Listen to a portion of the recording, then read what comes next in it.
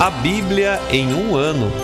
Uma experiência de encontro com Jesus Cristo, a Palavra de Deus.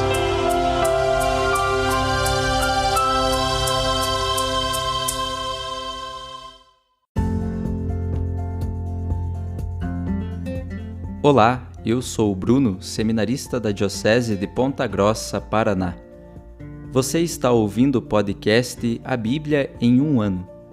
Usando um plano de leitura cronológico, vamos ler a Bíblia inteira em 365 dias, descobrindo como a história da salvação se desdobra e se atualiza em nossas próprias vidas e na vida da Igreja. Estamos usando a Bíblia Católica com a tradução oficial da Conferência Nacional dos Bispos do Brasil. Você pode baixar o plano de leitura completo por meio de um link que você encontra na página do Instagram, abiblia.emuano, ou do facebook.com/seminariopg. Inscreva-se nesse podcast por meio da plataforma que preferir para receber as notificações diárias dos novos episódios.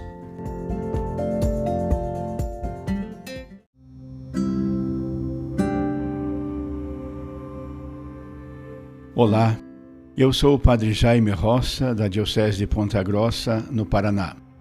Antes de iniciarmos a leitura e a escuta dos textos bíblicos propostos para hoje, peçamos que pela ação de Deus, a sua palavra frutifique em nossas vidas. Em nome do Pai, do Filho e do Espírito Santo. Amém. Senhor, envia teu Espírito Santo para que eu compreenda e acolha a tua palavra, que eu possa conhecer-te, amar-te, servir-te e louvar-te, a fim de que pelo testemunho da tua palavra todos te adorem. Faze, ó Deus, que pela leitura da tua palavra os pecadores se convertam, os justos perseverem na graça e todos consigamos a vida eterna. Por Cristo nosso Senhor. Amém.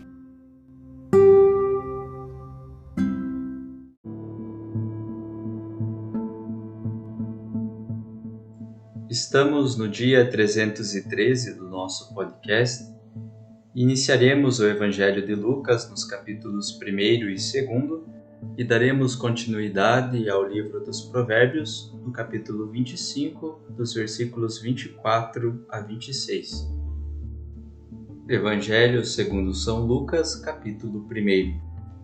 Muitos já tentaram compor um relato coordenado dos fatos ocorridos entre nós, como nos transmitiram os que foram testemunhas oculares desde o princípio e se tornaram ministros da palavra. Assim decidi também eu, caríssimo Teófilo, depois de ter cuidadosamente investigado tudo desde o começo, pô-lo por escrito para ti em boa ordem, para que conheças a solidez dos ensinamentos que recebeste. Nos dias de Herodes, rei da Judéia, houve um sacerdote chamado Zacarias, da classe de Abias. Sua mulher era descendente de Arão e chamava-se Isabel. Ambos eram justos diante de Deus, caminhavam irrepreensivelmente em todos os mandamentos e preceitos do Senhor. Não tinham filhos, pois Isabel era estéril, e ambos eram de idade avançada. Certa vez, Zacarias estava exercendo suas funções sacerdotais diante de Deus no turno de sua classe. Pelo sorteio, segundo o costume sacerdotal, coube-lhe entrar no santuário do Senhor e oferecer o incenso. Na hora do incenso, todo o povo estava em oração do lado de fora. Apareceu-lhe então o anjo do Senhor em pé à direita do altar do incenso. Quando Zacarias ouviu, ficou perturbado, e o medo apoderou-se dele. O anjo, porém, lhe disse: Não temas, Zacarias, pois tua súplica foi ouvida. Isabel, tua mulher, te dará um filho, e tu o chamarás pelo nome de João. Ele será para ti motivo de alegria e regozijo, e com seu nascimento muitos se alegrarão. Ele será grande diante do Senhor. Não beberá vinho nem bebida fermentada, e desde o ventre de sua mãe será repleto de Espírito Santo. Ele converterá muitos dos filhos de Israel ao Senhor seu Deus. Andará à frente dele com o espírito e o poder de Elias, para converter o coração dos pais aos filhos e os rebeldes à prudência dos justos, a fim de preparar ao Senhor um povo bem disposto. Zacarias perguntou ao anjo: Como terei certeza disso? Eu sou velho e minha mulher é de idade avançada. O anjo respondeu-lhe: Eu sou Gabriel, assisto diante de Deus, e fui enviado para falar contigo e dar-te esta boa notícia. E agora ficarás mudo e sem poder falar até o dia em que essas coisas acontecerem, já que não acreditaste em minhas palavras, que se cumprirão a seu tempo. Entretanto, o povo estava esperando Zacarias e se admirava com sua demora no santuário. Quando saiu, não lhes podia falar, e compreenderam que ele tivera no santuário uma visão. Acenava para eles com gestos, mas permanecia mudo. Passados os dias do seu ofício, ele voltou para sua casa. Algum tempo depois, Isabel, sua mulher, ficou grávida e se manteve oculta por 5 meses, enquanto meditava. Assim me fez o Senhor, agora que me completou para afastar o desprezo que eu sofria no meio do povo. Quando Isabel estava no 6º mês, o anjo Gabriel foi enviado por Deus a uma cidade da Galiléia chamada Nazaré, a uma virgem prometida em casamento a um homem de nome José, da casa de Davi. O nome da virgem era Maria. O anjo entrou onde ela estava e disse: Alegra-te, cheia de graça, o Senhor está contigo. Ela perturbou-se com estas palavras e pôs-se a pensar no que significaria a saudação. O anjo então disse: Não temas, Maria, encontraste graça junto a Deus.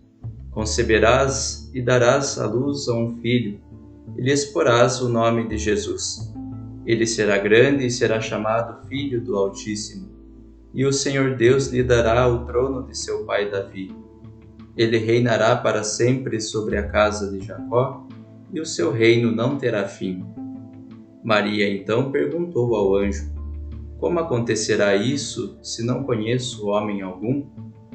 O anjo respondeu: O Espírito Santo descerá sobre ti, e o poder do Altíssimo te cobrirá com sua sombra. Por isso aquele que vai nascer é santo e será chamado Filho de Deus. Também Isabel, tua parenta, concebeu um filho na sua velhice. Já está no 6º mês aquela que era chamada estéril, pois para Deus nada é impossível. Então Maria disse: Eis aqui a serva do Senhor, faça-se em mim segundo a tua palavra. E o anjo saiu da sua presença. Naqueles dias, Maria levantou-se e foi apressadamente à região montanhosa, a uma cidade de Judá. Ela entrou na casa de Zacarias e saudou Isabel. Quando Isabel ouviu a saudação de Maria, a criança saltou de alegria em seu ventre. Isabel ficou repleta de Espírito Santo e com voz forte exclamou: Bendita és tu entre as mulheres, e bendito é o fruto do teu ventre. Como me acontece que a mãe do meu Senhor venha a mim? Logo que ressoou aos meus ouvidos a tua saudação, a criança pulou de alegria no meu ventre.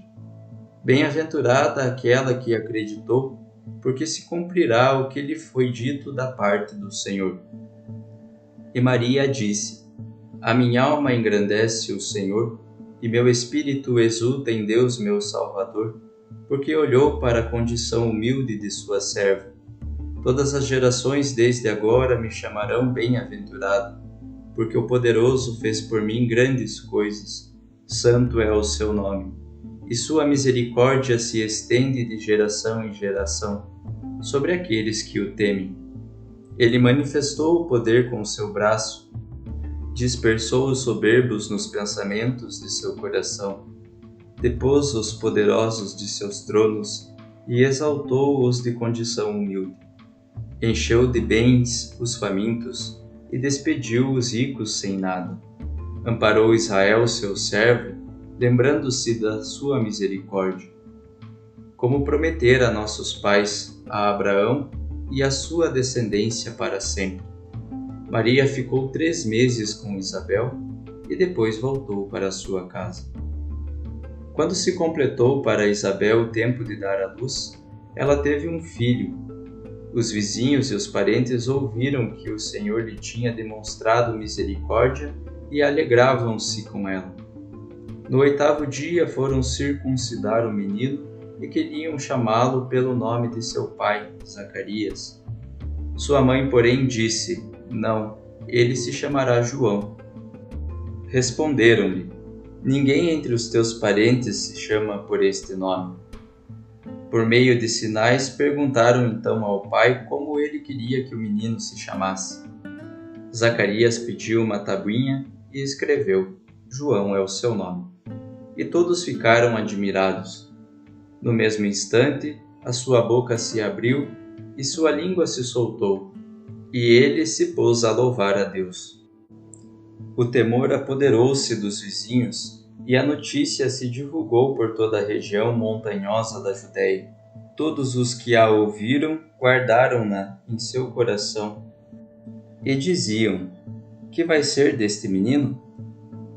De fato, a mão do Senhor estava com ele. Então Zacarias, seu pai, ficou repleto do Espírito Santo e profetizou: Bendito seja o Senhor Deus de Israel, porque visitou e libertou o seu povo, e fez surgir para nós uma força de salvação na casa de Davi seu servo, como prometera pela boca de seus santos profetas desde os tempos antigos, salvação que nos livra dos nossos inimigos e da mão de quantos nos odeiam. Assim tratou com misericórdia nossos pais, lembrando-se da sua santa aliança, do juramento feito a Abraão, nosso pai, de nos conceder que, sem temor, livre das mãos dos inimigos, nós o sirvamos em santidade e justiça diante dele todos os dias. E tu, menino, serás chamado profeta do Altíssimo, pois irás à frente do Senhor preparando os seus caminhos, para dar a seu povo o conhecimento da salvação, a remissão de seus pecados, graças às entranhas de misericórdia de nosso Deus, pelas quais do alto nos visitará o sol nascente, para iluminar os que estão nas trevas e na sombra da morte, e dirigir nossos pés no caminho da paz. O menino crescia e se fortalecia em espírito.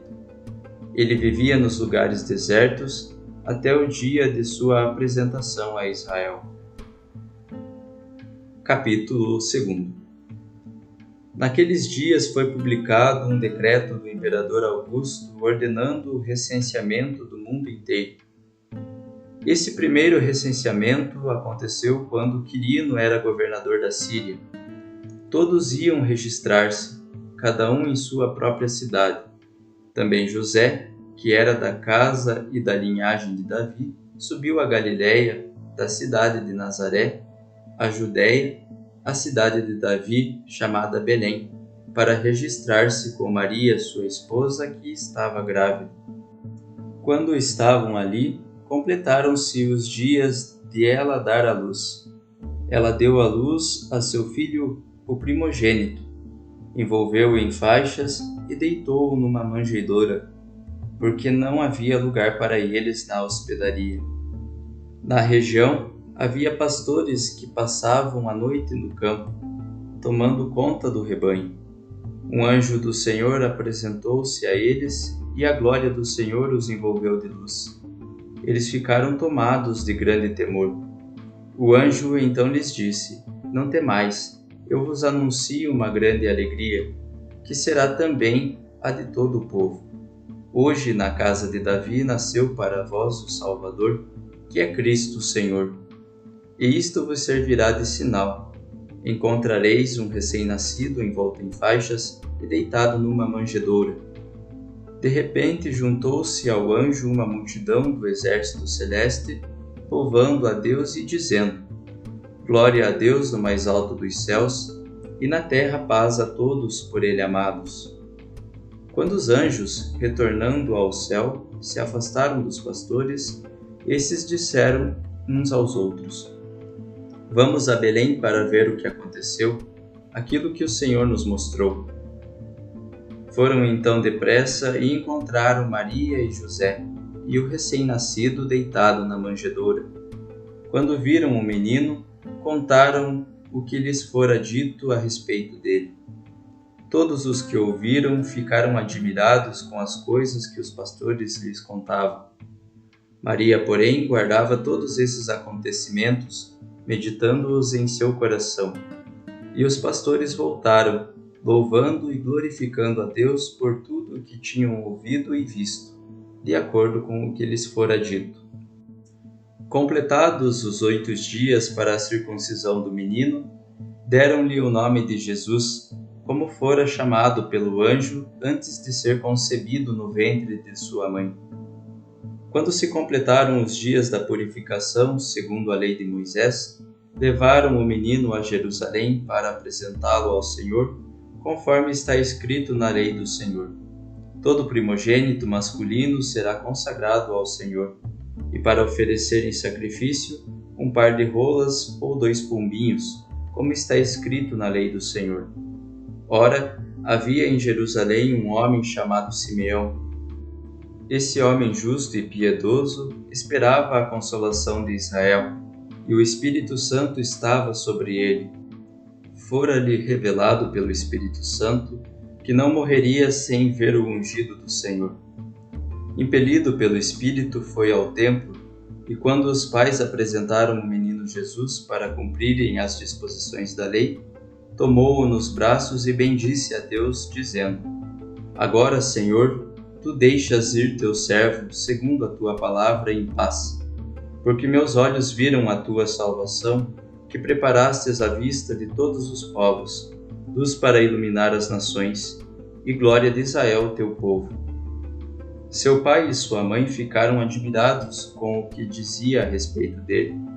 Simeão os abençoou e disse a Maria, sua mãe: Este é destinado a ser causa de queda e de reerguimento de muitos em Israel, e a ser sinal de contradição. Assim serão revelados os pensamentos de muitos corações. Quanto a ti, uma espada te transpassará a alma. Havia também uma profetisa chamada Ana, filha de Fanuel, da tribo de Azer. Era de idade bem avançada. Depois de sua virgindade, tinha vivido 7 anos com o marido. Ficou viúva e agora estava com 84 anos de idade. Não se afastava do templo e dia e noite servia a Deus com jejuns e orações.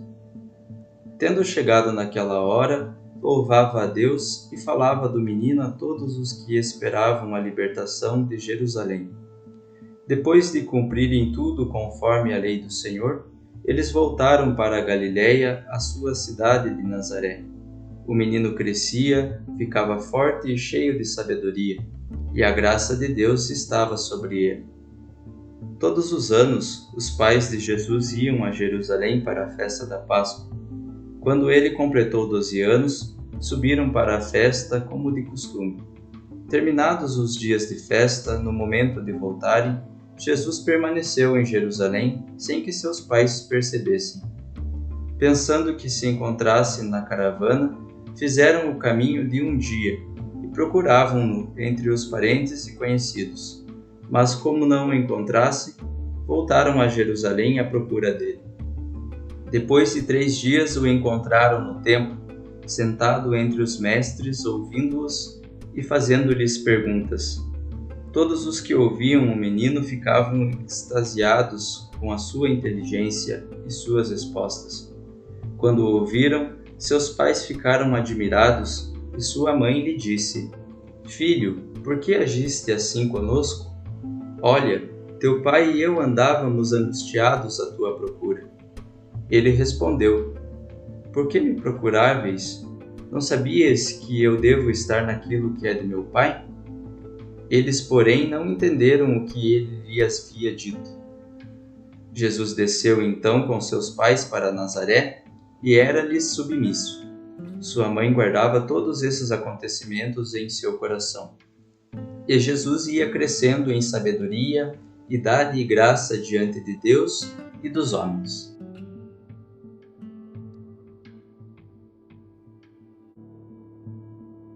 Livro dos Provérbios, capítulo 25, versículos 24 a 26. É melhor morar em um canto de sotão do que com mulher briguenta na mesma casa. Água fresca para quem tem sede, assim é a boa notícia que vem de longe. Fonte turvada com o pé e manancial poluído, tal é o justo que cai diante do ímpio.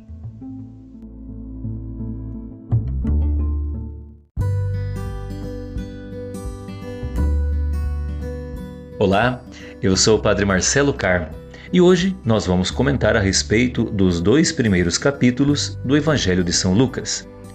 Logo no início, São Lucas endereça o seu Evangelho a uma pessoa de nome Teófilo, que é um nome bastante especial por sinal, pois significa amigo de Deus. Além disso, São Lucas afirma que o seu desejo é fornecer a este Teófilo uma narração ordenada dos fatos a respeito de Jesus e sua mensagem, para ajudá-lo a verificar a solidez dos ensinamentos que ele recebeu. Essa introdução que São Lucas faz coloca-nos numa posição bastante privilegiada, pois, como eu disse anteriormente, Teófilo significa amigo de Deus. Então, podemos dizer que o Evangelho escrito por São Lucas se direciona também a nós e não somente a nós, mas a todos aqueles e aquelas que querem ser amigos e amigas de Deus, e isso deve encher de alegria o nosso coração. Pois bem, nestes primeiros capítulos, São Lucas retrata a decisão de Deus Pai de enviar seu Filho como Salvador da humanidade de maneira bastante simples e com muita simplicidade, sem que isso diminuísse sua grandeza. São Lucas relata que Deus Pai quis contar com a participação de pessoas simples do povo, sendo elas o casal Isabel e Zacarias, que se tornaram pais de João Batista, aquele que preparará a chegada do Salvador, e os noivos Maria e José, que se tornaram os pais de Jesus, que é o Salvador.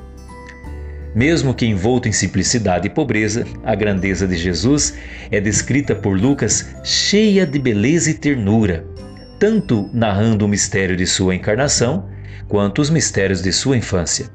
E isso faz sem deixar de ressaltar a fidelidade de Maria e José, quando conta que eles cumpriram os mandamentos e os rituais próprios da religiosidade judaica acerca da primogenitura de Jesus.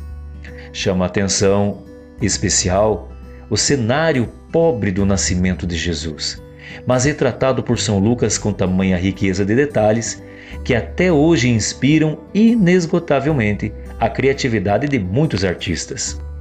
Por fim, São Lucas traz o relato de que Jesus, já com 12 anos de idade, foi com seus pais para a festa da Páscoa em Jerusalém.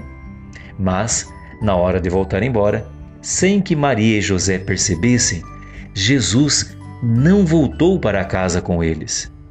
E após 3 dias de procura, encontraram Jesus no templo, olha só, sentado entre os mestres, e mais, conversando com eles. Jesus se mostrou muito seguro de si neste episódio, mas voltou para casa com os seus pais. Eles eram obedientes. Como imaginar se estivéssemos no lugar de Maria e José, conscientes de quem era Jesus, mas ao mesmo tempo sermos responsáveis de cuidar dele como nosso filho? Só eles tinham essa autoridade diante de Deus Pai, que confiou a eles esta maravilhosa missão. Encerrando este nosso comentário, vai aqui um pensamento inspirado em Provérbios 25, 24 a 26. É necessário saber acolher o que nos faz bem, ainda que exija renúncias, assim como saber rejeitar o que nos faz mal, ainda que nos exija decisões difíceis. Deus abençoe a todos.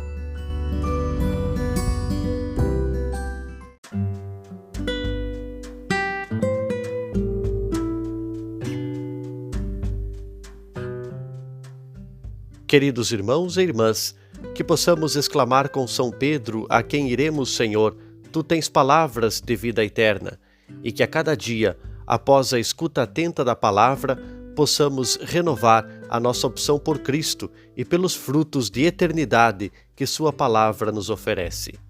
Quem vos fala é o Padre Hélio Guimarães, da Diocese de Ponta Grossa, no Paraná. Oremos.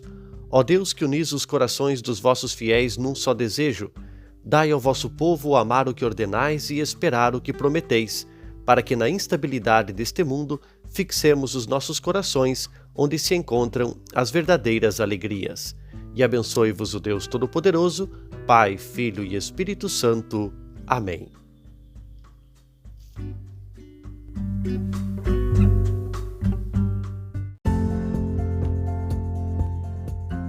Você acaba de ouvir mais um episódio do podcast A Bíblia em um Ano. Continue nesse bom propósito de ouvir, ler e praticar a Palavra de Deus. Rezemos por todos que estão fazendo este caminho de leitura da Bíblia. Procure também participar da sua comunidade.